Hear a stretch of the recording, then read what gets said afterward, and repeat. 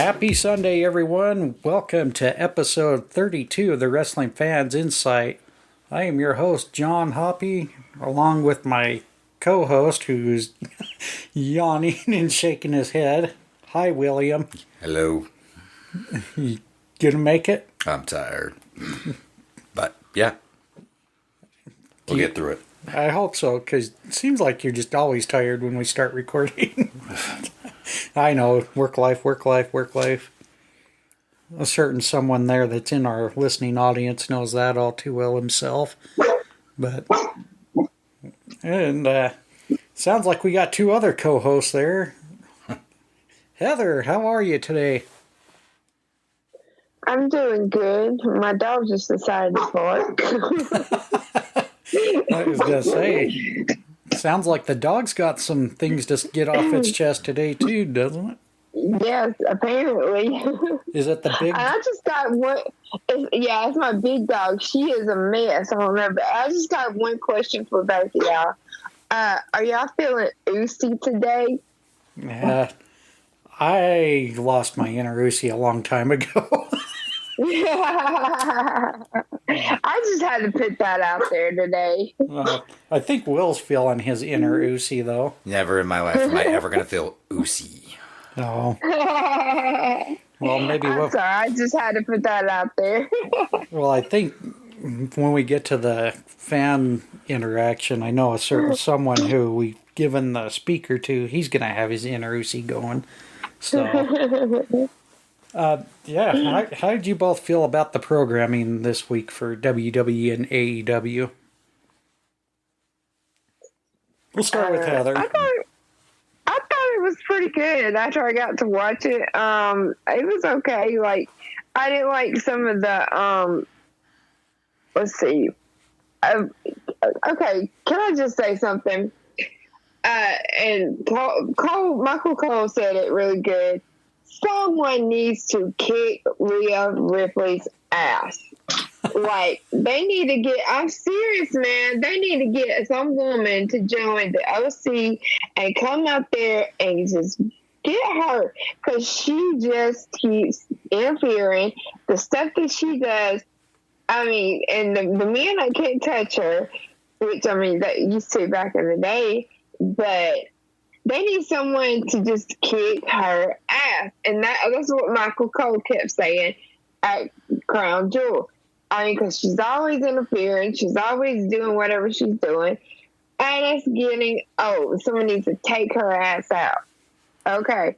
That's my rant. Okay. But anyway, I enjoyed the episodes of Raw. And like, Damian Priest versus Carl Anderson. That's where Rhea got involved. And I love the whole thing with R-Truth coming out. I think that's funny. Bianca and Nikki Cross was a pretty good match. Except for, Bayley and Damage Control coming out there and beating up Bianca afterwards. But at least Asuka and Alexa came back. Let's see. I thought Austin Theory and Seth Rollins match was pretty good. And let's see. Trying to look at my notes here. Well, hang on there. We haven't even gone through the results, and you're already giving everybody the beef. No, I'm sorry. Sorry. I was going to say, I think we should have... I wasn't saying any winners, though. I was just saying how I didn't say any winners now. Don't put that on there. See, now wait a minute. She's going hill on us today. I think Heather should have been asked if she had her Uzi connected again today, because it sure sounds like it. I'm feeling real Uzi today. But no, I wasn't saying any names, any winners, but I'm just saying I felt pretty good about the programming. So, yeah, there you go, mister. Hey, do you want to give us your thoughts on the LSU and Bama game last night as well? Oh, Lord. Oh. But no, overall, the programming for WWE, I thought was pretty good. But yeah, the matches were good. but they weren't perfect. But yes, it was pretty good. And I did not say any winners, so there you go. Well, thank you for not totally spoiling it. No, just kidding. Just kidding. So, how did you feel this week, Will? Well, first off, is there some reason you insist on poking a bear? Yes. Okay.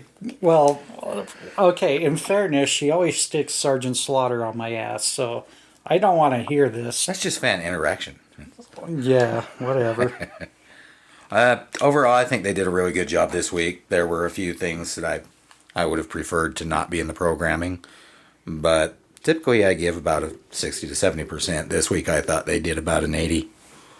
Yeah, I'm gonna be real honest. I didn't really get the chance to watch NXT this week, Oh, that's too bad. and from what I understand, reading the results, it looked like it was a pretty good one this week. Mm-hmm. I watched probably about half of Raw, but I did watch all of SmackDown, Dynamite, and Rampage, so my input isn't going to be a whole lot the first couple segments, so I apologize. But yeah, I think on today's episode, we're just going to go ahead and get our thoughts off on how the weekly programming went. On top of it, we're also going to cover Crown Jewel's results, what we thought. And when we get to the AEW, we're going to kind of get to the slow build of how we're going to see AEW's full gear coming up Saturday, November 19th.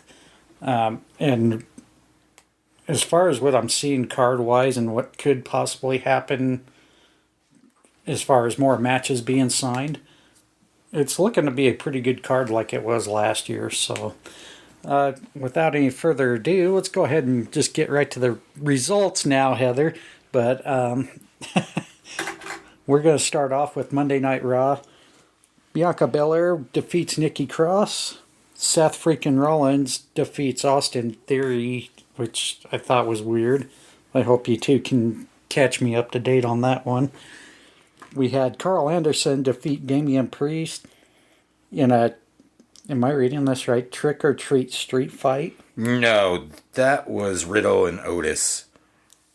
But that wasn't a street fight? It was a trick or street. Oh, trick or street, I'm sorry. Trick or street fight. Matt Riddle defeats Otis. Yeah. And in the main event for the WWE Women's Tag Team Championship, the team of Alexa Bliss and Asuka defeats Damage Control. For NXT, we had Grayson Waller, I guess you can say got the victory, but as I was reading, it looked like R-Truth. It's more of a no-compete because there was a real hard landing. Yeah, I guess R-Truth misjudged the top rope trying to... Oh, yeah. Going over and... Yeah, he landed just straight flat on his back. Dear. I was reading that it sounds like he's going to be out a few months. Yeah, oh, yeah. With the injury he sustained from that. Kiana James defeats Thea Hale. Odyssey Jones, which I haven't seen him in quite a while. That's a bummer because that's one you don't want to miss. He defeats Javier Bernal, sorry. Quit laughing. Indy Hartwell, which I can't believe I'm reading this, defeats Zoe Stark. Cora Jade defeating Valentina Feroz. And for the NXT Tag Team Championship, Pretty Deadly retain against Braun Breaker and Wesley. For the SmackDown card, Liv Morgan defeats Sonya Deville in a no DQ match. LA Knight, defeats Ricochet. Shayna Baszler, glad to finally see her, defeating Natalya. And in the WWE Intercontinental Championship match, Gunther retains against Rey Mysterio. And as I said earlier, I didn't get a chance to watch Raw, so we're still going to go with ladies first. I'm sure she's ready to get her Uzi out and worn down so she can sleep tonight. So, Heather, let's go ahead and get your thoughts on Raw. Well, you heard part of it, but like I did not say any winners. So I got to say that again. But yeah, I like the Brock and Lashley fight. That was good. Well, Bianca and Nikki Cross. Nikki Cross is a crazy bitch. Sorry about that, but she is. But it's so much better than the whole Nikki ASH thing that she was doing. Like I said, I'm tired of Rhea Ripley. And JBL and Baron Corbin, like, what is going on there? The trick or street fight, I thought was really dumb. And let's see. Oh, and the whole where they came out with the SNL skit from where Patrick Swayze and someone tell me his name. Can anybody that they did the SNL skit back in the day? Was it Chris Farley? Yes, that's it was. When they came out to that, I was like, what the hell are you doing? Because no one can replace Patrick Swayze. Sorry, I'm going off on a tangent again. But anyway, Damian Priest and Carl Anderson, that was a pretty good match until Miss Rhea got involved. Let's see. Trying to see. The Miz and Mustafa Ali, I thought that one was okay. And how about this is on Raw. It was Raw right where Alexa and Asuka got the women's tag titles. That was on Raw, wasn't it? Yeah, that was Raw. Yeah, that was Raw. Okay, yeah, I thought that was awesome. I was so happy that they got the titles. But yeah, Crown Jewel, what happened? But anyway, I thought Raw was pretty good overall. So you mentioned The Miz and Mustafa Ali. Did I miss a match? Yeah.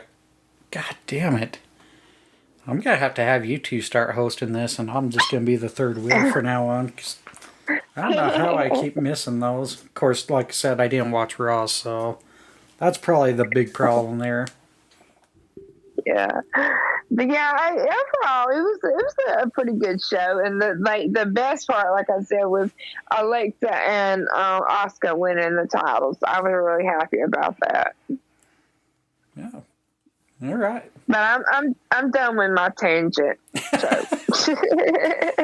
All right, Will. Well, let's see you have your tangent now. I'm not going to go on a tangent. Oh, okay. No. The Bianca Belair versus Nikki Cross match was a really good match. The only thing that just kind of ruined it for me was there was way too many distractions. As far as... There was a whole lot of interference left and right from both sides. Like damage control was getting too involved, and then... Yeah, at one point you were busy just watching them run around the ring instead of watching the match, so... Yeah. Sometimes that's the hard part when you have too much interference, is you take away from... The actual match, yeah. Well, the two individuals that they should be focusing on. Mm-hmm. Theory versus Rollins. It was actually an awesome match from both guys. Okay, so... Don't mean to stop you. How did that build up anyways? Like, so it started off with Seth Rollins basically disrespecting Theory during a rant. Wasn't that the week before where he said Theory had a better chance cashing in on Dana Brooke? Yeah. Yeah, whoa, Dana Brooke went off on that like no other. Yep. But, okay, that's what I was trying to get at. Sorry. Yep. And I just want to say thank you to Roman Reigns, even though I'm not his biggest fan. Nothing's better than a Superman punch to the Miz. Yes. Damian Priest versus Carl Anderson.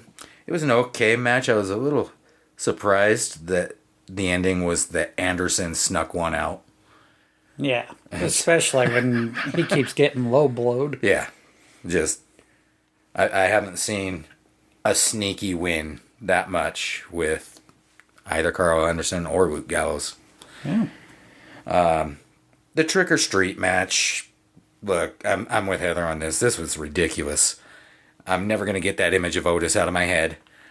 So thank you for that. What did Otis do? He came out with very little clothing. Oh, Yes. we're talking like bikini bottom or... Yeah. Oh. Yeah. eh. Both. Okay, that's why Heather was going on a tangent about that. Yeah, both him and Gable came out like that. It just wasn't right. Miz versus Mustafa Ali. This went better than I thought, and it went longer than I expected it to go. Because typically, Miz matches really aren't that long. But, no, they did okay. And, of course, go Dexter Lumis.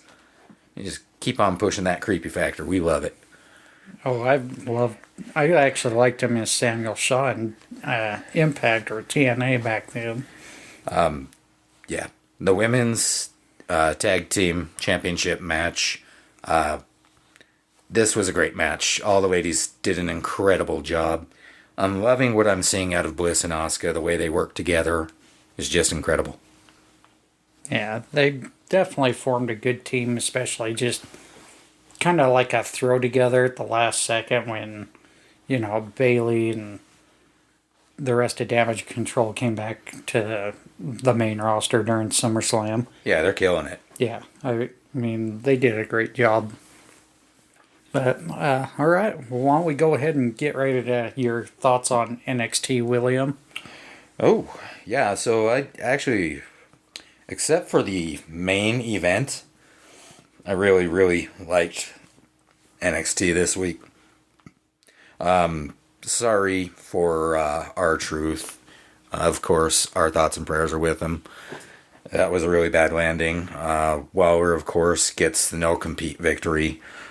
I really would have rather seen more out of that, but that was an unfortunate landing.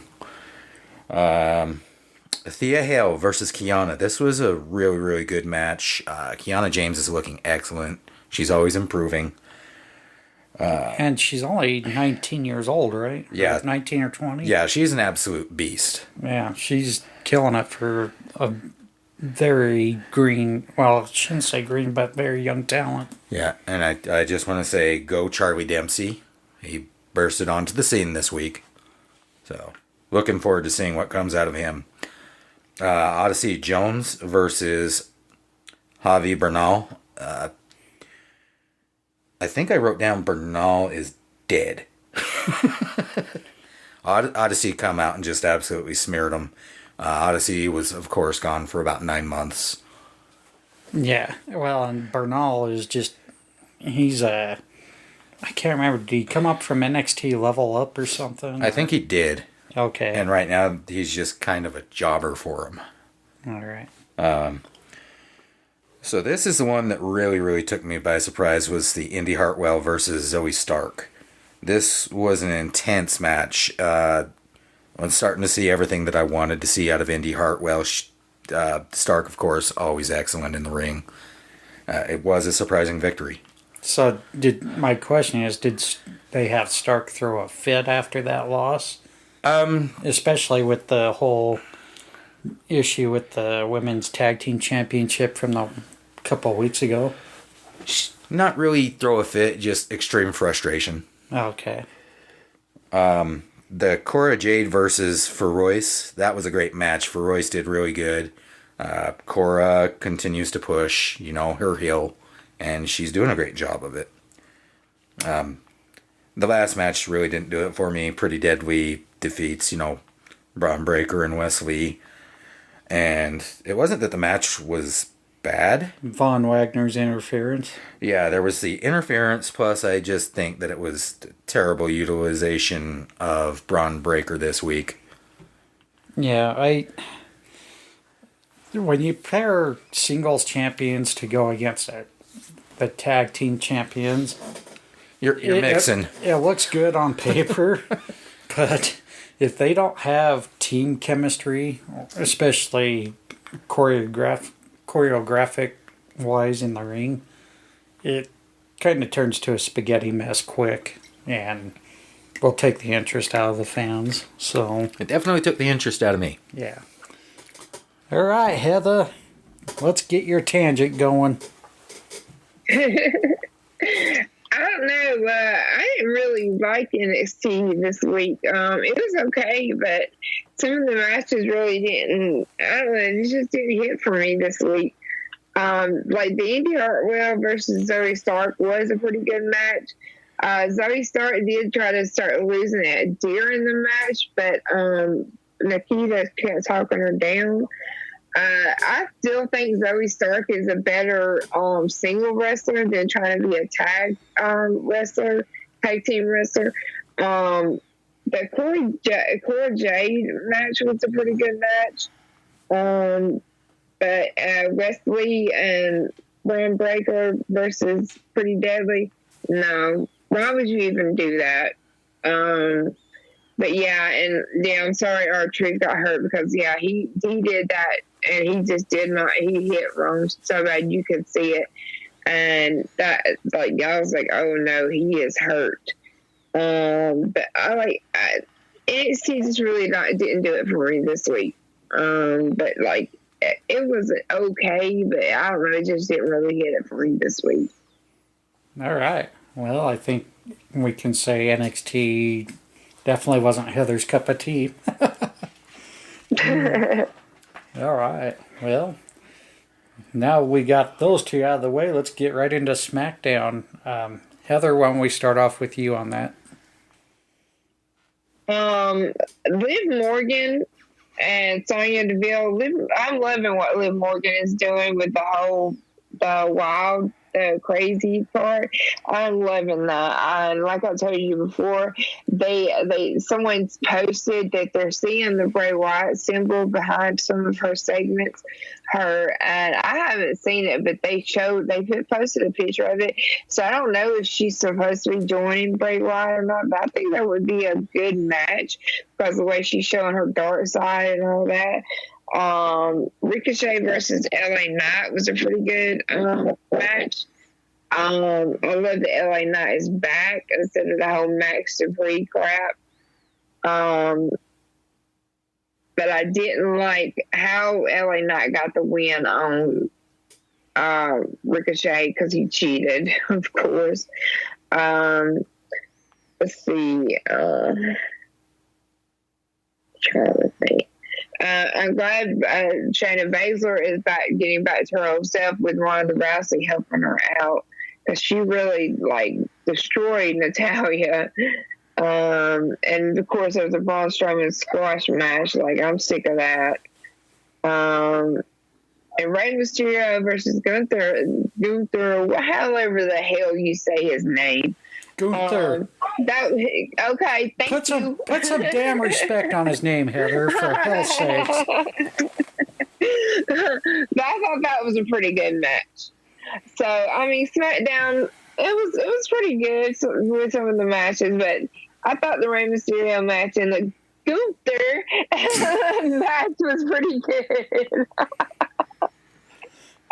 But yeah, that was good. That was a good match right there. I think that was the best match of the night. Oh, no doubt. All right, Will. You got your inner Uzi going yet, or? I already told you that's never happening. Okay. Well, go ahead, since Heather just laid the smackdown on us. So the Liv Morgan versus Sonya Deville match, it was actually a really good match. The gimmick that she's pushing now for Liv Morgan, I wasn't sure about it, but she had me actually cracking up this week with her just shrug it off and take them both through the table. Screw it. Loving that. Ricochet versus LA Knight. It was an okay match. The rope and tights victory always just kind of bothers me. Well, yeah, but I mean, I know what they're doing. They're pushing the heel part. Well, it fits his character too. Yeah. Baszler versus Natty. Like you guys, I'm really glad to see Baszler getting back to it. It was a good match. Love the fact that it turned into a tap out victory. Well, I love the aftermath too, where Shayna's getting her killer instinct back and just gave Natty that knee to the face. The only noticeable thing or notable thing about the Strowman MVP part was that that Strowman beat MVP up. Well, and reading from the other news articles, I mean, obviously it was a setup to where MVP wasn't going to make Saudi Arabia, but I guess there was some deep personal issue there too with the, I guess MVP is a former Muslim gone atheist, and that's frowned upon there. Okay. Not frowned, but I guess it's actually a big no-no there. So, alrighty. Sorry, didn't mean to interrupt. Yeah, you did. Well, yeah. Go on. So the Rey Mysterio versus Gunther match was a great match. I think they pushed this one right. Rey Mysterio has always been really just a phenomenal talent when it comes to selling matches. Yeah, well, and you gotta figure Ray's probably getting in his final year, if not final couple of years, to pretty much end his in-ring legacy. Yeah. And, excuse me, but I don't know, the way things are surfacing up, it may end up being Dominic wrestles Ray in Ray's retirement match. That happens. I hope they get a little bit more improvement out of Dom on that. And did you two have any further? I have nothing left. All right. Heather, do you have anything else? No, I don't. All right. Well, let's go ahead and bring up any of our members in the audience. If you want to speak, please raise your hand, do a request for the mic. Carlos, you want to go ahead and mic up there, and as we're waiting for him, again, we're going to be back again next week. Same usual time, 3 p.m. Eastern. So, hey, Carlos, how's it going? Good. How are you guys? Good. Let me start off by acknowledging our new tribal chief Heather. You know, I don't want to get into trouble and get kicked off. So let me acknowledge Heather before I start anything else. I acknowledge you, tribal chief Heather. Thank you. Thank you. Thank you. No problem. As far as the programming today, I thought SmackDown was the best program for the week. My one take from Raw, I love the whole investigation thing with Johnny Gargano, with doing a little skit, with doing his little reenactments of the Miz and everything else. I thought that was so funny, and I thought it was a really good way to get his personality out there. So I thought that was a really cool skit. I think that's something they should do every week. I thought it was a good way to also utilize Byron Saxton. So I thought that was cool. And for me, my one note would have been, I just don't think Damage Control is over as a team yet, and I would have had Seth Rollins and Austin Theory main event Raw. NXT was good. The thing I liked about NXT was I just liked that they had so many women's matches. I thought that was a really cool thing that they did, you know, just letting the women have their chance to shine. And I'm with you guys. I thought SmackDown, I loved Ricochet and LA Knight's match. I thought was really good. And of course, I thought Gunther, and I thought Ray killed it. You know, my one note from that match was that I'm not ready to see Ray retire yet, because I think that they're going to do the same thing like John was just saying. I think they're playing off to a retirement match between Ray and Dom. And after watching that match, I'm not ready to see Ray retire yet. I want to see him wrestle more. So I'm really glad they moved him over, because I also like seeing him go out like and having these kind of matches and not just being a jobber like he was in Raw. So I thought that was good. And for me, the one thing with Shayna and Ronda is I think they should go out and they should go try to get what's his name, Dan Lambert. I think they should, if he's not going to be utilizing AEW, I think they should go get Dan Lambert to be the mouthpiece for Ronda and Shayna. I think they add a lot to their character if they did that. Yeah, That's all I got. That would definitely be an interesting thing. I'm just not sure how Dan Lambert would feel coming back. You know, he pretty much made it clear that he knew his character really wasn't getting real over. Well, that was in AEW though, but I think in WWE would be a different story. I don't know. Do you think that though? Well, I think him being with Ronda and just being the mouthpiece for Ronda. Uh-oh. Did we lose him? Uh-oh. Am I there? Am I here? Yeah, there you are. We lost you for a sec. Oh, I think it'd be really good. Him as the mouthpiece for those two. I think it would have gusto there. All right. Well, yeah. I would agree with you he can get the fans sunk into him. That's the big thing right there. Yeah. But overall, like I said, for me, like I again, we'll talk about the crown jewel later, but I would like to see Bailey. I would like to see Bailey defend the titles with damage control like the New Day did, and just have it be any combination of those three to help them get over. Because I just feel like they're not over yet, and they're kind of being shoved down our throats. And my one comment about Nikki Cross was the same thing. Like, we've been seeing her lose match after match and not be utilized, and also I'm supposed to take her serious as a main eventer. And just again, there needs to be a little bit more build up to having these people matter again in my eyes. No. Like have them bring some NXT girls that maybe have them win some squash matches, but kind of build those characters back up because they've kind of put them down for such a long time. And again, somebody who, like the other guy, just let the girls' personality shine more. Just kind of building those characters back up little by little.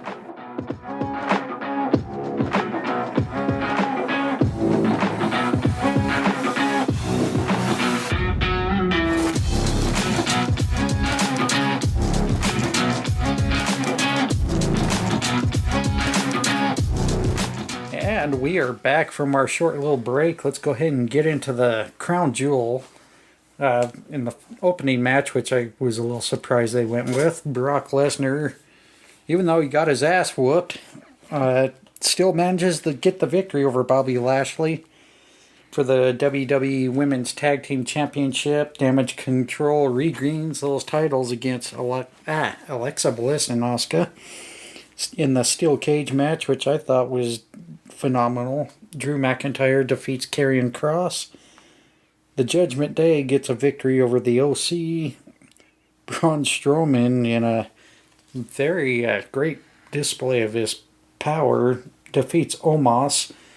In the Undisputed Tag Team Championship, the Usos, Heather's favorite, retains against the Brawling Brutes. In the last woman standing match for the Raw Women's Championship, Bianca Belair retains against Bayley. Had a little bit of a promo from Bray Wyatt there. And in the main event for the undisputed WWE Universal Championship match, which was a killer as well, Roman Reigns manages to retain against Logan Paul. Heather, I know you said you really enjoyed this event, so why don't we go ahead and start with your thoughts? Yeah, I thought the show overall, it was just really good, like from start to finish. Like I just loved it.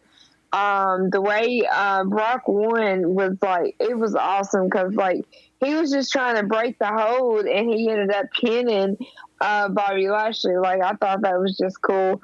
I hated that Alexa and Asuka lost the belts because of crazy ass Nikki Cross. Yeah, that sucked. I hated that. And like I said before, with sorry, I'm getting ahead of myself.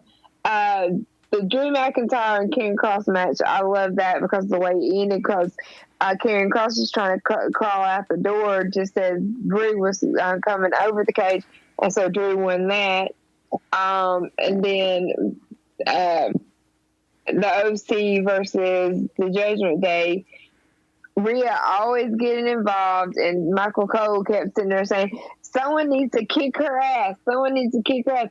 And I totally agree with that. Someone needs to come out there and just beat the hell out of her ass. Almost, or how the fuck y'all say his name, versus Braun Strowman. It was an okay match. Because they almost was, he had control over the match from where, but then Braun, he ended up winning. The Usos versus Brawling Brutes, I thought that was a hell of a match. The Brawling Brutes gave the Usos a run for their money. I thought that was a really good match. Bianca and Bayley. What the hell, man? They beat the hell out of each other. I loved that match. It was so brutal. And when they brought the golf cart in, I thought that was a really neat touch. And then the way that Bianca won by closing in Bayley in the ladder, that was just totally genius right there. She locked her in between the ladders so she couldn't get out. I love that. and then Logan Paul and Roman Reigns. That match, oh my God. Logan Paul gave Roman Reigns a run for his money. I did not expect that the way that match was. And I'm sorry that Logan Paul got injured like he did, but he did. He gave Roman a run for his money. It was way better than what I thought. But a little interference and everything with the Usos, and then the people from the crowd, which I'm sure that was the setup, But the Usos coming out in solo, and then Logan's brother, that all interference, and that did not even need to happen like that because the match was going great. But yeah, I really enjoyed Crown Jewel. Well, the one thing I will comment on that, I think this is the one time where the interference kind of helped Logan Paul out a little bit, especially knowing when he did the discus lariat, he blew his knee out. So I think this is the one time where I would say, yeah, I hate interference, but I think it helped give Logan Paul a little more time to kind of get a little bit of composure and set himself up. So yeah, it's kind of give and take on that one. Like I said, I generally don't like interference, especially that much interference. But it bought them enough time to kind of regroup after that knee blowout too. So yeah, I mean, it was okay. Like with the interference, it did give more to the match, like because seeing them like fighting each other, and then when Jake come out there and he fought him, and then Solo came out there, and like the match, like it was just like, what the fuck, man? I'm just watching it. I'm like, what? Look at all this shit, And it's like, I was like, yeah, I was like, this is crazy. But yeah, like I said, I love Crown Jewel. Will, what was your thoughts? Okay. Did you watch it? Yeah, I watched. Okay. So, the Lashley versus Lesnar, I really actually love the way that they went with this. I mean, the whole entire history of Lesnar has been this brutal, dominating physical force. And then he gets his ass dominated and then takes a witty win over Lashley. So, the thing I didn't like was, I think they should have went with Lesnar to take the heel role more than Lashley. Because Lesnar costed Lashley the United States Championship. On a creative way, I would think you would want to go that direction. But they did a complete 180. They're having Bobby turn heel again. Yeah. The Dakota Kai and Io Sky versus Alexa Bliss and Asuka. It was really, really an excellent match. Of course, the intervention at the end. But I'm getting behind it because I like seeing where they're going with Nikki Cross. Like, she's not taking crap from anybody. She's not really attacking one side or the other. It's everybody. Yeah, but it just didn't make sense to cost Alexa and Asuka the championships. To be real honest, it didn't really make sense to have them do a title change on Raw just to do the title change back at Crown Jewel. And shout out to NWO Machine, who sent a tweet which I kind of agreed with. The only reason they had that whole setup at Raw was so there would be a title change at Crown Jewel, and I kind of see it like that as well. Yeah, but they still did an amazing job on the match. No, they did. Okay. Can I get through my next one? Yeah, sorry. Jeez. You need a hug? No, I need less critics over here. Oh. Well. The Karrion Kross versus Drew McIntyre cage match. It was absolutely brutal. I loved everything about it, including the finish off. I loved it because it was a classic win. And we really haven't seen that many classic wins over the years. Judgment Day versus OC. I have nothing to say about it. I'm over the Judgment Day. It's just stupid to me at this point. Omos versus Strowman. I thought it was an okay match. Omos got slightly better, but really, I just didn't see a point to this. The Usos versus the Brawling Brutes, that was an excellent match. They really took it to each other. It turned out great. Bayley versus Bianca Belair, absolutely fantastic match. Like, they played everything the way it should have been played. And they didn't slip on any of the execution. It was just a wonderful, well-rounded match. Logan Paul versus Roman Reigns. I mean, these guys did a killer job. It was a great match. What got me during this match was the dialogue that was going on between the two in the ring. Roman taunting him about his last YouTube video or some shit like that. Yeah, I was kind of glad that they threw that in there. Yeah, it did kind of make me laugh to use that as a taunt, but I kind of felt like it was just a little too much talking in the ring. I'll go through my part. I already made my thing clear with the whole Brock Lesnar Lashley deal, and the Dakota Kai Io Sky with the Bliss and Asuka. Nothing changed on my thoughts there that I interrupted you on. Steel cage match, I thought it was good. The one thing I kind of thought was funny was pretty much it made it seem like Scarlett costed her own man the match by locking up that cage door and realizing, oh crap, now I really screwed it up because it took forever to get the lock off, and it was pretty much a race to the finish between Drew and Cross, and Drew got the slight advantage getting to the floor faster. Overall, I definitely thought it was better than their strap match at Extreme Rules for sure. Judgment Day, OC, I don't know. I'm on the fence. I think it's a good group. I just don't think adding Dom did anything to it. However, Ripley taking it to the men lately, and like Heather says, I agree with Michael Cole. Someone needs to kick her ass. Yeah, I agree too. Charlotte Flair. Ooh, you didn't like that, did you? It's not that I didn't like that. I just don't see Charlotte fitting in with the OC. No, I don't mean joining the OC. Just come in and whoop Rhea. Oh. Well, the track record between the two, that would be possible. There is someone mentioned, I want to say it was, there's a fellow on Twitter, is mostly known by Dakota. I think he goes by The Realist or something on Twitter.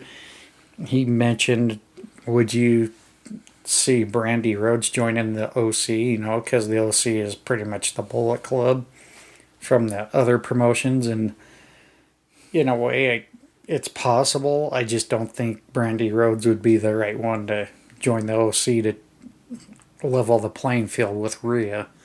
I think Beth Phoenix is the better option at the moment, to get her revenge for that little concerto they did to her at Extreme Rules last month. As far as the Braun Strowman Omos match, I'm right there with everyone. The only thing I could get the takeaway was when Omos derailed Braun on the Strowman train outside the ring. But seeing that strength from Braun Strowman to power slam Omos in the ring,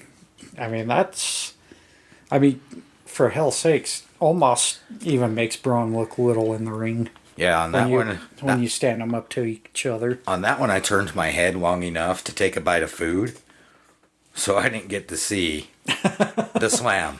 Oh, man. Which was irritating for me. Yeah, you gotta go back and see that. That was a pretty awesome strength from Braun on that. Especially, like I said, he almost even makes Braun look small. And Braun's a big dude.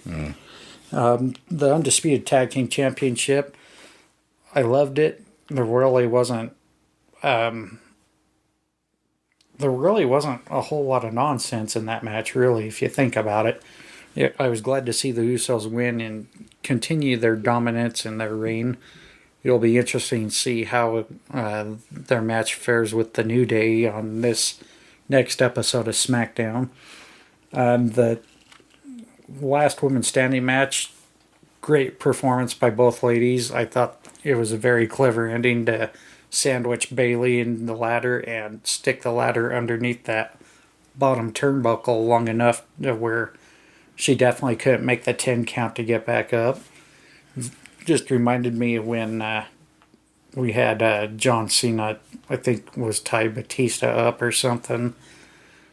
Alberto Del Rio, I think, did something similar to the Big Show on an episode of SmackDown. I can't remember if it was a tie-up or... And then one of the classic ladder matches that they had, there was something similar. Well, and there was that one year for the Super Bowl halftime show where it was Mankind and The Rock for the WWF Championship back then, before the whole WWF WWE deal went on. The Mankind put the forks of a forklift underneath The Rock and kept The Rock down for the 10 count. You know, that's kind of the memories it brought back when I saw the way Bianca came up with that finish to keep Bailey down for the 10.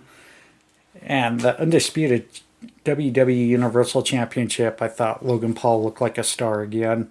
Despite getting injury in the middle of the match, he was able to continue on and took it like a pro, just like Triple H did when Triple H tore his ACL in the Tag Team Championship match he had with Steve Austin against Chris Jericho and the infamous Chris Benoit. You know, it was good to see a guy who's only had 3 matches in the WWE perform as well as he does. I think he's got a good future to become something bigger in WWE, and I really hope fans come around because you don't see that very often with a outsider like Logan Paul. So, but anyways, that concludes our thoughts. Hey, Carlos, did you want to go ahead and mic up there and we'll get your thoughts on how you felt about it? Sure. So I love the opener. Like I don't see Bobby Lashley though being a heel. I just saw it as him like coming there knowing what he had to do to beat Brock. So I didn't get that vibe. I like the almost and Strowman match, except Strowman ruined it today with his comments online about with Seth Ali made coming back to him. Like I was like, okay, bro, I get to ruin a good match. Obviously, I thought that was almost his best match, and I thought that excuse me, his athleticism got to display a little bit more. Where I think Vince just kind of wanted to book him as a giant, and Triple H is letting him like kind of show his more athleticism. So I thought that was good. I was going to crack a joke online yesterday about the Bailey and Bianca match. Like, it's showing that women can drive in Saudi Arabia, and I was like, I better not do it. Then I was researching it online, and it's like women have only been able to drive in Saudi Arabia since 2019, and it's one of the things that women don't have to ask their husband permission for to do. So I was kind of like, okay, maybe I should put that out there in the universe then after all. So that was kind of weird. I'm with you, like we all knew that Jake Paul was there to back up his brother, and so I think they should have just. I feel like Jake Paul should have went out with Logan, and then I feel like the Bloodline should have just been out there with Roman from the very beginning because we all knew it was going to happen. But again, Logan Paul deserves. Like I said yesterday online, like give that dude all the money it takes and have him just come on full time. I thought it was a really entertaining match, and again, he's just a natural, and they can't be mad. Hope fans give him his just due. I do think he would be a good heel. He should just accept that. But again, he just did outstanding match. And then I'm like you guys too. When I see Rhea Ripley, I think about WCW. Like if she wants to be with the boys and let her wrestle guys, that was my whole thing. I do think Beth's gonna be the one to come get her, but I also think that if she's gonna keep acting the way she is, let her wrestle the guys and let us have some intergender matches. But overall, I thought the card was very entertaining. Again, too, like only thing is I wish they would have just never had the title change at the very beginning because again, too much interference too. Like let's have some people win some matches fair and square to kind of build their credibility. And my one thing is I want to see Karrion Kross shave his head. I think if he shaved his head back, I think it would just add so much more to his presentation and make him look more like a badass. So that's all I got. Well, and when he had his head shaved, he just seemed a little more evil then too. Absolutely, I think maybe that's what they should do with him and Drew is have him lose to Drew one more time, then shave his head and go back to being like that crazy guy. I think it would just add so much more to his presentation. Yeah, as long as they don't give him the He-Man clothing like they did when they brought him up to main roster the first time, because that was god awful. No, going back to the NXT presentation, again, I think it would just make him so much more believable.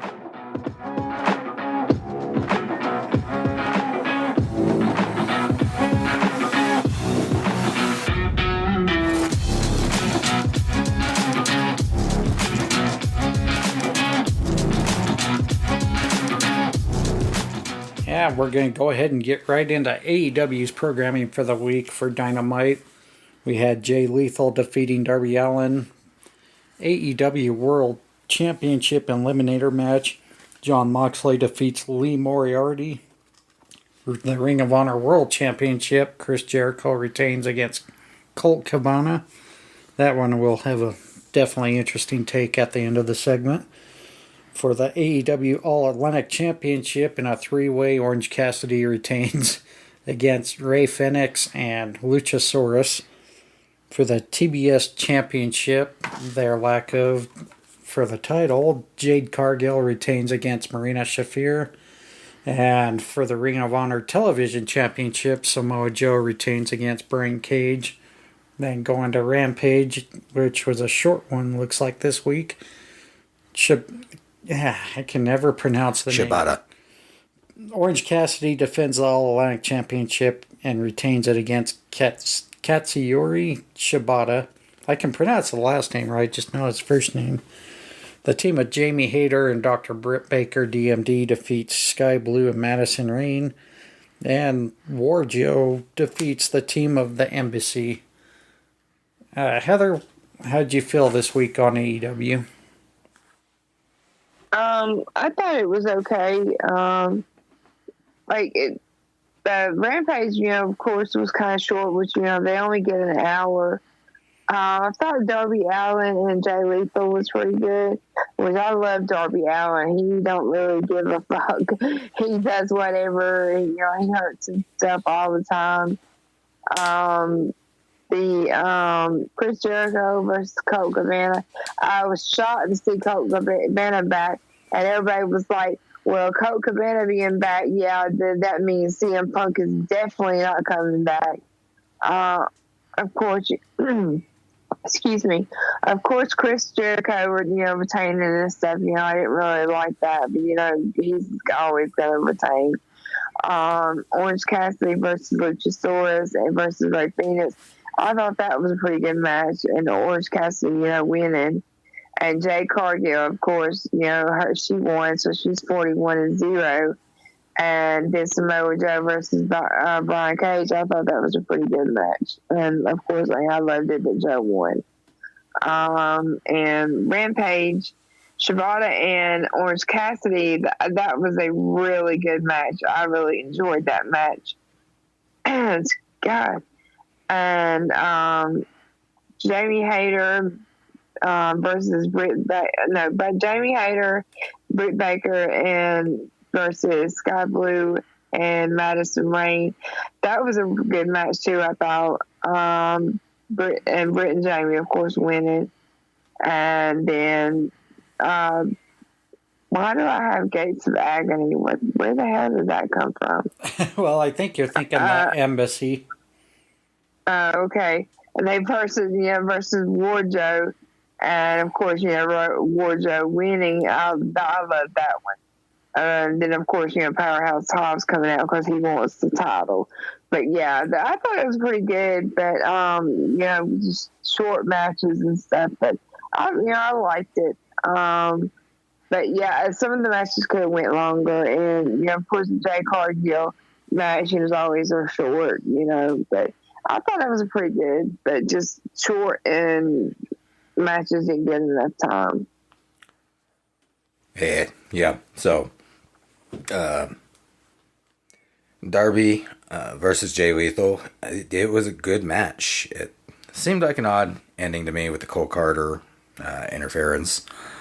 Well, Jeff Jarrett coming out to Sting's music and whacking Darby Allin in the back. Yeah, I'm not going to lie. I did not expect Jeff Jarrett. I don't think anybody did. That threw me way off. Especially when Jeff Jarrett was in, was it the SummerSlam pay-per-view or the pay-per-view before that? It was SummerSlam. Was it? I think so. Yeah, it was, because it was Tennessee. That's right. Yeah. Yeah, because he was the special guest referee between the Usos and the Street Profits. Yeah, no, it really threw me off. Yeah, I think it surprised everybody. Moxley versus Moriarty. This was a great match. Moxley did a wonderful job of helping Moriarty look better. Jericho versus Colt Cabana. Welcome back, Colt Cabana. It was an impressive outing by both guys. Lucha Dino versus, Ray Phoenix and Orange Cassidy. It was an excellent match, but I actually liked the end after with Jungle Boy. Oh, where he pretty much just did the running spear on Luchasaurus? Yeah, that's what really got me with that. Marina Shafir versus Jade Cargill. I didn't expect anything different. The one thing I will say is, you've said it time and time again that the women are really not getting showcased the way they should be. Well, sorry to interrupt again. It's fine. Yeah, Marina Shafir is... I keep having high hopes for her, but she's just not TV ready. Yeah. I really hope maybe at some point, if she's not under I think she is under an all-elite contract, though. But if her deal ever expires soon, I wouldn't mind seeing her go back to NXT and try to develop. Yeah. Maybe get her up there with Jessamine Duke, and they can form a tag team and get the 4 horsewomen back together. Yeah. The Brian Cage versus Samoa Joe. It was classic Joe. I loved it. Brian Cage really killed this match. Like, he did an excellent job, and I appreciated the tap-out victory. As far as Rampage, Shibata versus Orange Cassidy. It was a really good match. It had me entertained. To see somebody really kind of match the tactics of Orange Cassidy, that was awesome. The Hayter and Baker versus Blue and Rain, it was too short of a match for me. And it was right there, like you said before, middle of the freaking card. Just, what are they doing with the women? Well, especially when one of those participants is now one of the coaches for the women's division. Yeah, so that one really, really did not do it for me. Heather, the reason you had it down as Gates of Agony is because that's what they announced it as. Because I had it down as Gates of Agony as well. Well, they probably are the Gates of Agony, but they're also part of the embassy. Yeah, but them versus Warjo, it was really quick and brutal. It was an okay match. Yeah, I thought it was interesting to have the Wardlow kind of pushed Joe back when Hobbs came out. Yeah. Because Wardlow wants pretty much Hobbs all to himself. But you saw how Joe kind of felt a little disrespected with Wardlow doing that. So I think it'll be interesting if both those guys retain their singles championships long enough. Maybe we'll end up seeing a title for title there. That'll be really interesting. Yeah, I pretty much liked both programming. I wouldn't say it was wow, had me at the edge of my seat. You wouldn't say it was dynamite? I wouldn't say explosive. I felt it was a solid card. Yeah. Yeah, it did have its good moments though. I did like the fact that I like what you mentioned, John Moxley making Moriarty look really good, but I think Moriarty already was a good wrestler. Yeah, it's just he's not really been given those opportunities. Right. I don't think putting him up against the world champion is quite what we need right now. I would like to see him kind of slow build more toward either toward something like a TNT or the All Atlantic Championship first before we have him trying to go for the world championship early in his career. Well, let's start him off by coming in and kicking Sammy Guevara's ass. Yeah, for sure. The Ring of Honor World Championship, I like the fact that we have Chris Jericho still kind of playing the angle of bringing dishonor to the honor, The one thing I will kind of sound off on is the interesting part that they had Colt Cabana come out, especially just after all the CM Punk drama. And with the fans chanting welcome back to Colt throughout most of the match, I think that pretty much tells you where AEW fans stand on the whole CM Punk drama angle. I hate to beat the dead horse on this because I feel like the roster is now come together, working strong, and trying to get past that blemish that CM Punk has made, well, the blemish CM Punk put on that company as far as whole backstage heat and everything. I almost kind of think in a way it was kind of like in part of my language, a big fuck you to CM Punk, and I think that's the message they need to deliver to him. Oh yeah. I'm sorry. I have been a CM Punk fan in the past. It was not adult behavior. No, it was not adult behavior. Probably not the best way to professionally put it, but throwing Colt Cabana in there on TV, like I said, I think it definitely put the nail in the coffin to show, hey, F you, Punk, we're going to move on without you. And in a way, the right call, but I don't know if maybe it was just too early. But it's nice to see that fans were very appreciative of Colt Cabana coming back to TV, and that's what's needed. I would like to see him realigned with Dark Order, to be honest, because that's where I think getting the group back together, especially with Stu Grayson back, I would definitely look to see those guys unite as one faction again. And as far as the All-Atlantic Championship, was kind of a weird match. Didn't really see much to it. The TBS Championship, Jade Cargill still continues to impress me. Unfortunately, like I mentioned earlier, I don't think it was a bad spot on the card. This particular show. No. I just don't think Marina Shafir's ready for TV yet. I think they've got her up way too fast, and again, I wouldn't mind seeing her go back to NXT or NXT, whatever version they want to call it these days, and develop a little more. And the television championship, Samoa Joe making Brian Cage tap out, that was a good thing to see out of that situation.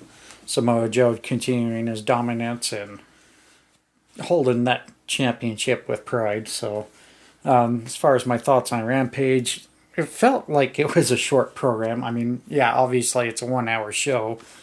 It just felt like outside the Shibata and Cassidy match, the other two matches, well, let me take that back. The tag team main event match wasn't rushed, but the women did not get enough time for that one.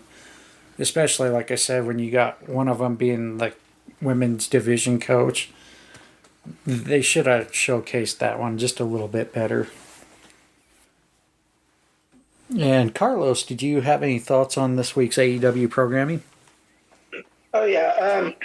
First of all, I love seeing them sign Jeff Jarrett. I think, like, the program he did with Ric Flair, like, I don't know if you guys watched it all, but, like, his promos and just the psychology and, like, all the effort they put into the backstory, if he's allowed to bring some of that to AEW and to help the talent as far as that goes, like, if Tony Khan can learn to I know it's probably not going to happen with Tony Khan, but if he can learn to, let go and trust the guys like that, I think it could be a really great move for AEW as far as, like, storytelling goes, because the job that him and Flair and Lethal did was amazing. And again, congrats to him for getting that bag. My whole thing is, and I agree with the Marina Shafir thing. I feel like she's holding back Jade she's holding back Nyla Rose, because Nyla Rose should totally be a face right now. And I feel like them trying to bring Marina along with her still is like holding that character development back. Like, I think Nyla could be that big smart ass face that the fans would love.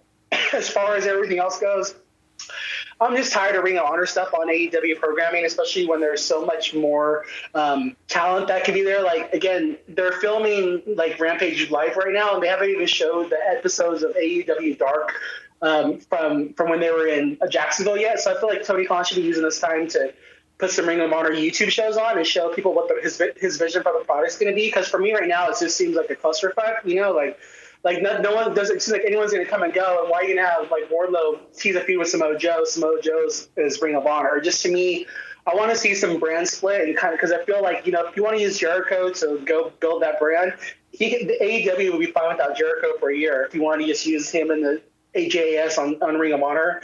Just let these other guys have a chance to like be on TV every week, like the Ricky Starks and the Hobbs and stuff, and showcase them more. So I mean, that's just that's my only criticism for them is, again, just there's too much too much going on there. And again, like I said, the women's wrestling too, just better programming. I feel like I'm getting to that point too where it's like I get like that, Brett and Jamie and then Sky Blue and then I forgot the name, but the coach, I get they're going to put on a good match, but at the same time, it's like I know who's really going to win. I want some more matches where I'm not sure who's going to win the match. A little bit more intrigue in their booking, and that's all I got for AEW. And a couple of things I want to touch up on that. Let me get a drink of water here. Sorry, guys. Excuse me. I think I think something needs to change with how AEW's got their weekly programming. I think one of the things I would definitely change, especially with how much they're using Ring of Honor in their programming, I wouldn't be opposed to maybe what they should do is have AEW on Wednesday night and just do one AEW YouTube show. One of the darks just be on either Monday or Tuesday, and then take Ring of Honor, see if we can work out a deal, get the 2-hour slot on Friday, make that the Ring of Honor show, and maybe take whichever night you don't use for the dark and make that the Ring of Honor show for that night too. I think, one, you get your brand split. Two, where AEW's still in a way kind of, I wouldn't say slowly growing, but it's kind of holding at peak right now. I think that would help get both brands separated and hopefully kick them both off and see where they can grow on their own. What do you think? For sure, even if they're going to do because I guess Tony Khan did a press conference a couple of weeks ago and made a comment like, oh, there's an announcement coming about Ring of Honor soon. Even if they're gonna go on let's say something on HBO Max, they can still keep it on Friday and do the hour live on HBO Max, and then do Rampage live every week. But definitely some kind of brand split, would be just, again, let's showcase more talent. And again, if you want to use Jericho to build the brand, then let him go build the brand with them. But it's like there's too much of the same thing on the one show, and even like Jericho defending the Ring of Honor title on the pay-per-view when there's going to be a Ring of Honor pay-per-view the next month, that makes zero sense to me. I get that they want to have him on the pay-per-view, but that makes zero sense. Yeah, they're not going to have the AEW title on the Ring of Honor pay-per-view, Yeah, I mean, how do you not have your top prize on your pay-per-view? That doesn't really make any kind of sense. Well, I'm sure he'll defend on both. He'll defend on both of them. But again, if you have a Ring of Honor pay-per-view in December, I would say stay that match till then, and showcase some other matches on Full Gear, And who knows? It's still a month away. That could be in the works too. So.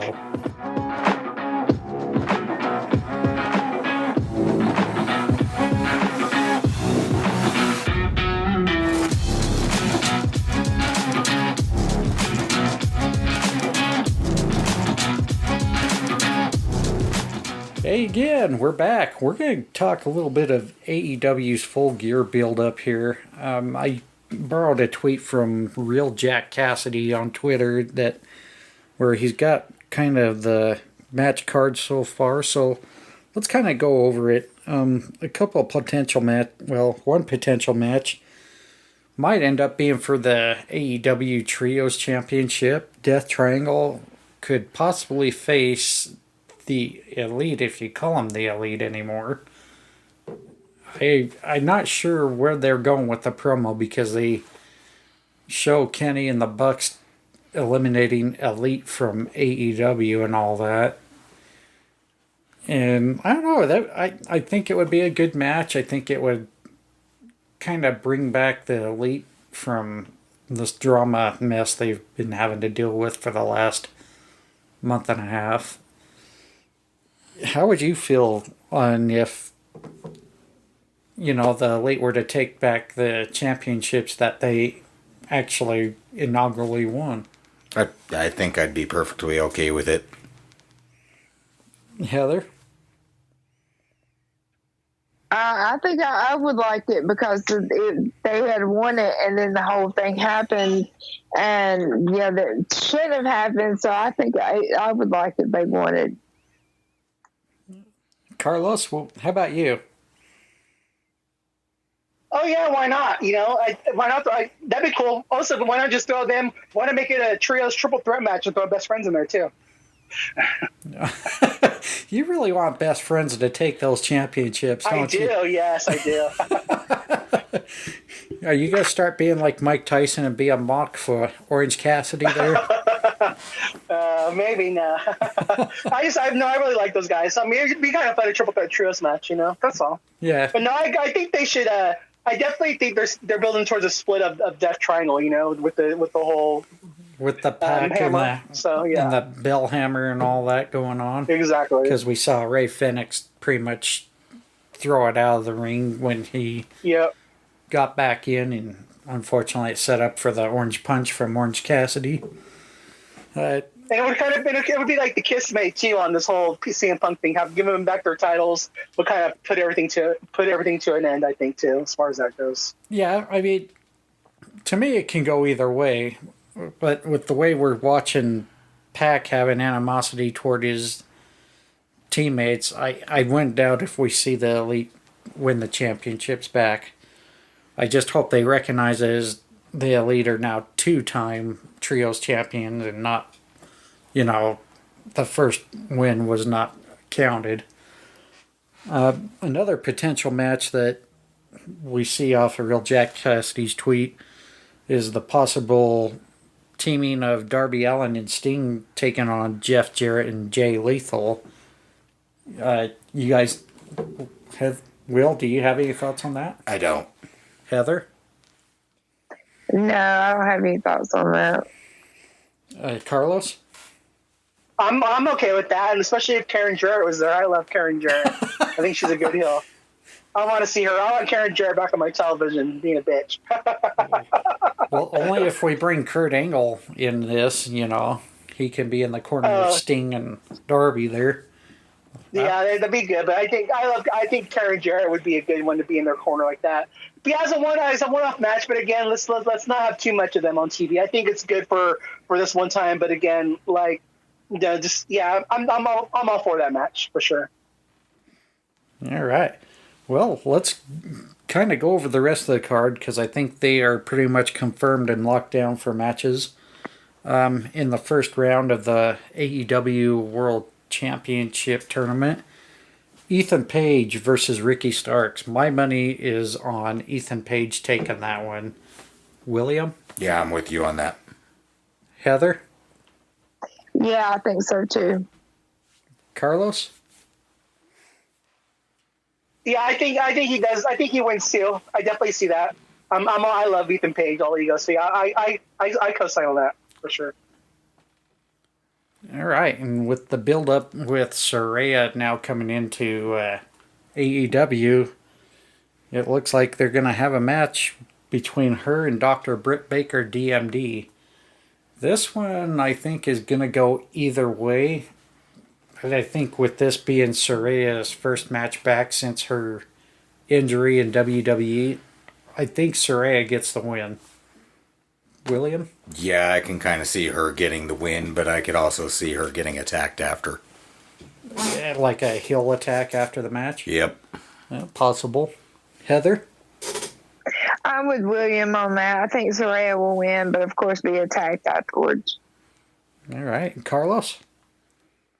I'm with you guys. I think the same thing. I think Saraya's going to win. I do think she'll get attacked afterwards as well. All right. The AEW Tag Team Championship on the line. The Acclaim are going to defend against Swerve and Our Glory. I think with the tension between Swerve Strickland and Keith Lee, I don't see their chances being very good. I see Keith Lee pretty much doing the right thing and not going the cheating ways, and this will end up heating the two to face off here shortly after the pay-per-view. My money is going to be on the Acclaimed. I'm with you on that one because I'm still waiting for my butterbean moment on Swerve. Heather? Yeah, I think the Acclaim's going to get that one. Carlos? Come on, you don't have to ask this one. Of course, the Acclaim. Come on. Scissor me, daddy! Yes. All right. For the TNT Championship, Wardlow versus Hobbs. This one, if I was betting on Wager Wire or Wild Sports Bets, whichever one of the two, if they had that option, I would put my money on Hobbs taking the championship from Wardlow. I'm in the same spot. Heather? I hate to say it, but yeah, I would say Hobbs too. Oh dear. Carlos? Well, I definitely think Hobbs is taking the belt. Okay, guys, this is getting weird. I just hope Hobbs as a champion inspires Tony to book the belt better. Because I just feel like Tony should just keep trying somebody until it goes back to being as prestigious as when Cody had it. Yeah. And this is kind of scaring me, like Will said. We're all almost in agreement with everything so far, so maybe we'll switch it up here. Not just kidding. Anyways, for the four-way for the Ring of Honor World Championship, Chris Jericho versus Sammy Guevara versus Bryan Danielson versus Claudio Castagnoli. Four ways are always a hard thing to judge. Especially with those four in it. Well, and the thing that's kind of throwing me off is with Sammy Guevara joining JAS not too long ago, you can almost see Sammy Guevara going in for himself, especially being, 3 or 4 time TNT champion? Mm-hmm. Yeah, it's going to be interesting to see if he turncoats on Jericho and goes for himself, or if he finds a way to help Jericho just retain it. I would, with this being Danielson's last chance at the championship and his failed attempts to get the AEW championship, I don't know. I think there's a possibility we see Bryan Danielson become 2-time Ring of Honor champion on this one. You're stole it. You're going to kick me on that one? You stole it. Okay, go ahead. Yeah, I totally think it's Bryan Danielson. And I think what that's going to do is, if that is the result, you're going to see major clash with the Blackpool Combat Club. Now, yeah, we'll get into that a little bit at the main event part when we get there. You see Bryan Danielson just going on his own, or? I do. Oh, interesting. All right, Miss Heather, you're up. I was thinking Danielson too. Oh, shit. Carlos, do I even dare ask? I'm going to say Danielson too, but to what Will's saying too, I think we're going to see an alliance. We'll get to it, but I think we're going to see an alliance of Regal, MJF, and Danielson together. That's my prediction. Nice. Hey, this is getting scary. All right. Let's move on. This one, I think, is where we all will differ on. For the TBS Championship, Jade Cargill, the champion, going to defend against Nyla Rose. If there was any competitor left to take that championship, I hate to say it, Nyla Rose is the only one left. Unfortunately, though, I think they're going to keep Jade's streak going, and she gets that championship back in her possession. So my money is on Jade Cargill. What, you? Yeah. For sure, Jade. Yeah. Heather? Jade. Oh boy, Carlos? Mm-hmm. I'm in agreement too. I think we're going to disagree on the main event. Don't worry. But I definitely think Jade keeps it, because unless they're going to turn now the full blown face, I think Jade's going to keep the title. All right. Well, I don't know. This next one might be the controversial, because I said it on this last one. The AEW Interim Women's Championship. The champion, Toni Storm, defending against Jamie Hayter. And I'm not even going to say a word this time. I'm going to start with William. Yeah, I'm going on Hayter. Yeah. All right. Heather? I'm thinking Jamie Hayter too, because everybody's been pushing for her to get some gold, and that's what I'm thinking. All right. Carlos? I'm gonna vote for Tony Storm, and I think Thunder Rosa's gonna help her win. Wow. And I'm actually siding with Carlos on this. I think Tony Storm somehow gets the victory on this. And yeah, I think it's going to be a lot of interference. I think Britt and Rebel will somehow obviously get involved, and Thunder Rosa comes back, or somebody comes in defense of Tony Storm. I think Thunder Rosa goes. I just don't see Tony Khan changing the title on an interim champion. I think that would be weird. Yeah, it would definitely be unpredictable for sure. Even though I'm not really. I will say the one thing I give Tony Khan credit for is doing the interim championship, or the interim champions, with the actual champions being out due to injury. I mean, the only thing I think we ever see that in is with MMA, if I remember right, because I don't think boxing does that, unless I'm wrong.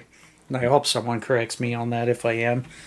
But yeah, I just don't see the title changing. I think Tony's plan is to still have a match between Tony Storm and Thunder Rosa for the second time, and this will definitely crown the actual AEW Women's Champion. Yeah, that's what I think. And if kind of the way things been surfacing online, now keep in mind those are rumors, and I try not to say those are concrete. Thunder Rosa might eventually just bail out of AEW's the minute her contract's up. I would hate to see that, especially with the real animosity between her and Baker. But I just don't see Tony Khan giving up Dr. Britt Baker anytime soon either. No, for sure, I agree with that too. And I do think Jamie Hayter will be the one to eventually beat Jade when she turns full blown face. Yeah, and that will definitely be interesting there. Right to the main event. Heather's Man will be defending the AEW World Championship against MJF. And this one's going to be quite the interesting one, especially with the way the firm has turned on MJF. Although I'm not necessarily buying it 100%, I still think it's a setup all by MJF's master plan to make it seem like everything's in dissension, but who knows? We could go lots of different directions with this angle, and I think they did a very good job how they plotted this. I'm gonna say I hate to say it, but I think it's time to do it anyway, because he is the hottest guy in wrestling right now. MJF becomes AEW World Champion. Will? This one's a struggle for me. I do think that it's MJF's time, but I'd rather see Mox win. So you're kind of conflicted on how this goes? Extremely. Yeah. I think it's... I don't know. I do know at some point Moxley does want to get his vacation going, and... It'd be nice. Yeah. I wouldn't doubt if he drops the title, especially because of that reasoning, but I think it's pretty well written. It's MJF's time. Heather? Yeah, I'm very torn on this one, of course, because I love Moxley and everything. But, with the whole setup with MJF and how things are working, I think there's going to be outside interference where MJF is going to he's going to get the championship, and Moxley's probably going to go get the time that he needs. I hate to say that, though, but I think MJF is going to get it. All right. And Carlos. It's gonna be like we're playing Clue, right? So no, it's gonna be MJF with William Regal's brass knucks. I predict that right now. And I actually can see that happening. It's interesting. Yep, I see, the turn. It's interesting to see how Regal's still promoting the Blackpool Combat members going for the Ring of Honor Championship. But you kind of see a little different change when he comes out to the ring with Moxley. Well, I should say come out of the staging area with Moxley. He doesn't you notice he stays pretty much at the commentary booth until the match is over. So, and I just see like it's going to be like a thing where he's going to say MJF reignited a flame in him. You know, like I just really see him helping MJF win in the end. And he did like a whole podcast dedicated. He did a whole episode of his podcast dedicated to MJF too. So I really just think they're building a storyline for him to join MJF. Yeah, and I think that's I'm trying to remember whose space. I want to say it was Bam and Dave's space. I listened to the other day, and him and BC Hunter all touched up on that, and they kind of came up with that storyline as well. So I wouldn't doubt if that for sure ends up happening. All right. With that being said, that's the AEW Full Gear card to this point. We will go over it again next week, especially if anybody has different thoughts, you know. So we're going to take a small break, and we're going to come back to our top 10.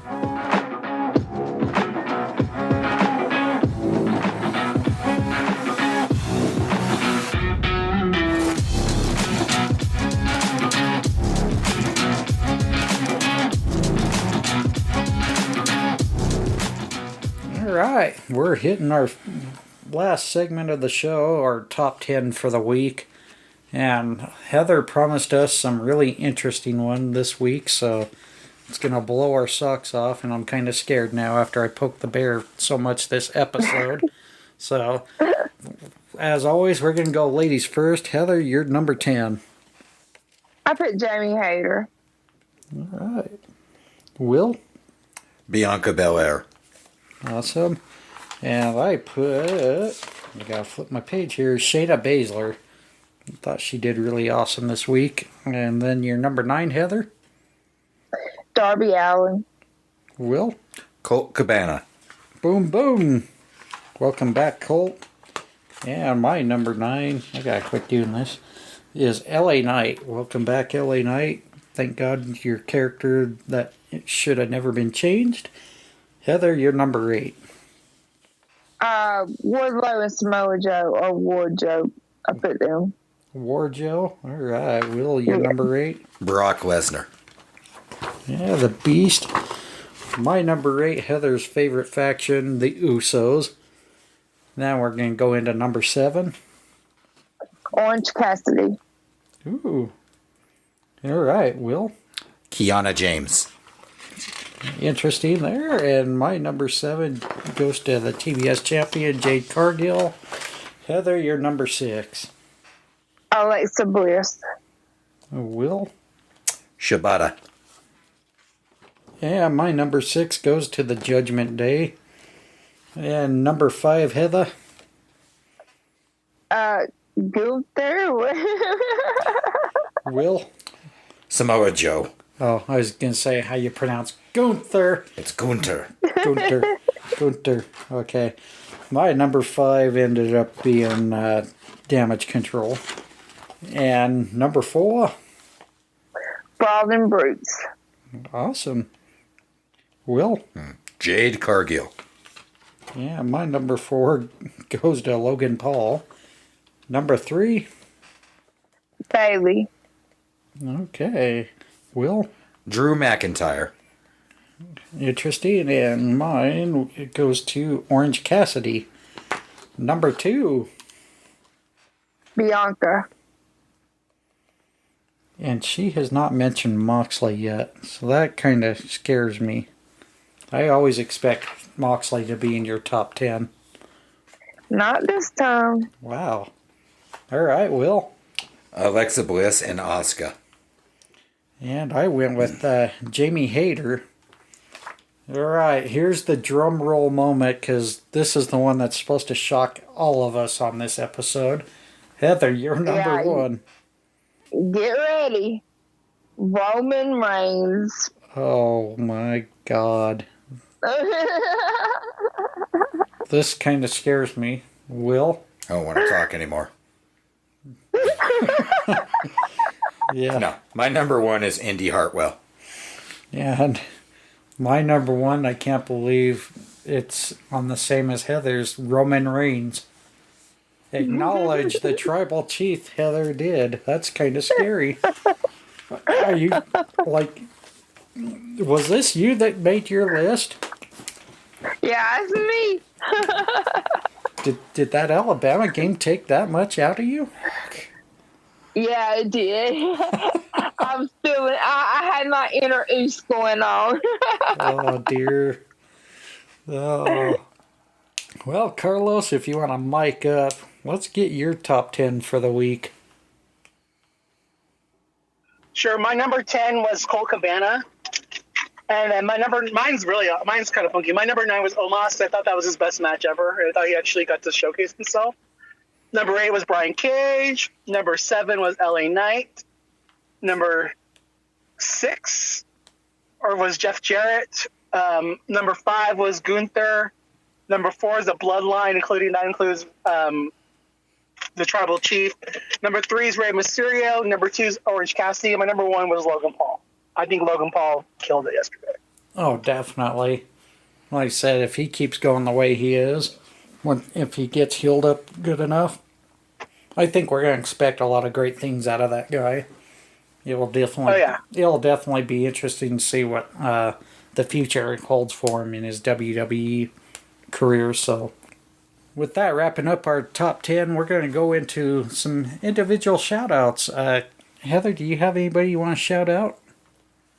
I want to shout out Conan, the wrestler, with his podcast, Keeping It 100, because he did a shout out for me, and I thought that was totally awesome. And NWO Machine, of course, and Wrestling with the Truth podcast. Ted, the Hillbilly Hill, he's got a good one. And let's see. And Little Miss Obey Jess, that's always a listener but never wants to talk. Let's see. I think that's it that I can think of for right now. We're going to get her to talk, even if it's in the Chucky voice, you know. That we're gonna make that happen. Hey, Carlos, did you have any shout-outs you want to give out there today? I just want to shout out Sarah, Raph, and then Jay Henry, and then that's all I got. And then that's up for me. Just the fellow wrestling fans today. And of course, I agree with Heather's list. Great list. I really don't have anybody besides the people that you guys have already mentioned. Like really, I just get home and I go to sleep. I forgot Brian Ballard too. Yes, Brian Ballard is an awesome dude. Oh, yeah, absolutely. Brian Ballard for sure. Good one. Much like Ted the Hillbilly Hill, Wrestling with the Truth, Austin Boyer. He does a good job shouting out and supporting the wrestling community. I also want to shout out Obey Jess. She's always coming into our space and listening, and we love her to death. So thank you for all your support, Jess. Also want to say thank you to Wrestling with the Truth podcast, mainly BC Hunter. I saw him pop in for a little bit and did some listening in. Or maybe Jay Myers just chair-shotted him and snuck in here. Who knows? But a big shout-out to those guys. They do a great job every week. Also want to shout out Real Jack Cassidy for letting me use his tweet in the Jumbotron for this week's Twitter space. And also want to give a big shout-out to our Facebook group, to those that actually take the time to listen to our podcast after I publish it to the server. So thank you, each and every one of you who do listen. And we're going to give our big thank yous out to Libsyn.com for allowing us to upload our podcast to their servers and getting it out to every platform available. Without them, we wouldn't be heard. Also, thank you to Pixabay.com for the royalty-free music we are able to donate money and download from, especially the artist of GVid and Light Saturation Coma Media. You can also interact with us on Twitter. Your handle at William Hoppy, HOPPE 8, number 8, at William Hoppy number 8. Yep.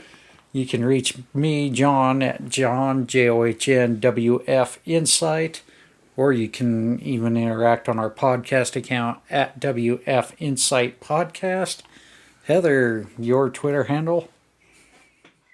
It's at BamaGirl_4_Eva. EVA. It's BamaGirl4Eva. And Carlos, you have a couple of Twitter handles yourself there, one for your personal, one for your company.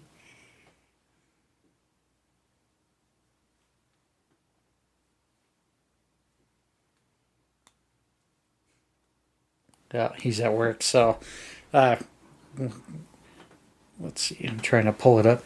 So you can reach Carlos at C to the LOS77. He's also reachable on his company Twitter at Conquer the No. Be sure to check out his company there and interact with him. He always loves interacting with everybody. And you can also reach us on Facebook. We have a group. Just go to the Fans of Pro Wrestling. And our website, thefansofprowrestling.com. Be sure to go into the secure site by going HTTPS and not HTTP. And we also have a voicemail that you can interact with us. Leave it on there. Who knows? Maybe it'll get on the show. The number is area code 385-367-4772. And you wanted to let you know you can also listen to us on pretty much any platform out there. Most notably Spotify, iHeartRadio, Apple Podcast, Boomplay, Deezer, Ghana, Rezo. We also are on YouTube. And we've also hit the rankings on the newest one, the Good Pods app. So, yeah, feel free to give us a listen anywhere. If there's somewhere we aren't on, please let us know and we'll find a way to get it uploaded there.